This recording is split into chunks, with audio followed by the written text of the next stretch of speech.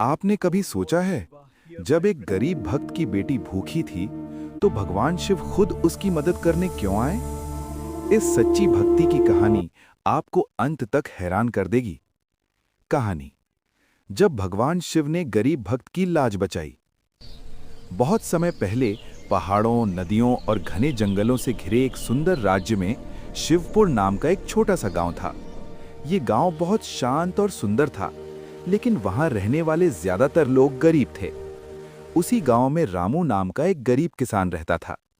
रामू के पास न बड़ा खेत था, न ज्यादा पैसा। उसकी छोटी सी झोपड़ी थी, जिसमें वो अपनी बूढ़ी माँ और छोटी बेटी गौरी के साथ रहता था। रामू बहुत मेहनती था, लेकिन उसकी सबसे बड़ी ताकत थी भगवान शिव पर उसका अटूट विश्वास। गांव के बाहर एक पुराना शिव मंदिर था।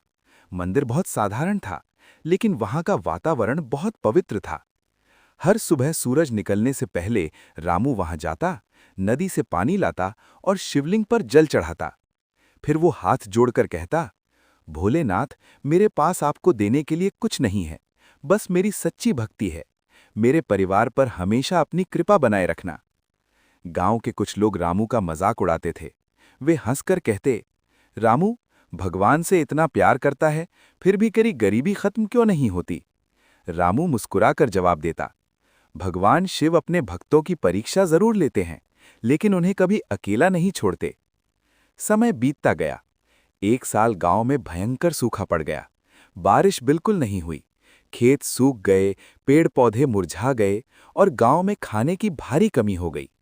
गांव का अमीर जमींदार विक्रम सिंह बहुत लालची था। उसने अपने गोदाम में बहुत सारा अनाज छिपा कर रखा हुआ था। जब गांव के गरीब लोग उसके पास मदद मांगने जाते, तो वो कहता, अगर अनाज चाहिए तो दोगुना पैसा देना होगा। गरीब लोग मजबूर थे। रामू के घर की हालत भी बहुत खराब हो गई। कई दिनों से उसके घर में ठीक से खाना नहीं बना था। उसकी छोटी बेटी गौरी भूख से रोती थी। एक रात गौरी ने धीरे से कहा, पिताजी, मुझे बहुत भूख लगी है। ये सुनकर रामू का दिल टूट गया। उसके पास देने के लिए कुछ भी नहीं था। उस रात वो भारी मन से शिव मंदिर गया। मंदिर में अंधेरा था और चारों तरफ सन्नाटा छाया हुआ था। रामू शिवलिंग के सामने बैठ गया और उसकी आंखों से आंसू बहने लगे। वो रोते हुए बोला, भोलेनाथ, मैंने कभी आपसे कुछ नहीं मांगा, लेकिन आज मेरी बेटी भूखी है। अगर आप सच में अपने भक्तों की सुनते हैं तो मेरी मदद जरूर करें। इतना कहकर रामू मंदिर में ही लेट गया और रोते रोते सो गया। आधी रात को अचानक मंदिर में तेज प्रकाश फैल गया। मंदिर के दरवाजे पर एक सफेद वस्त्र पहने साधु खड़े थे।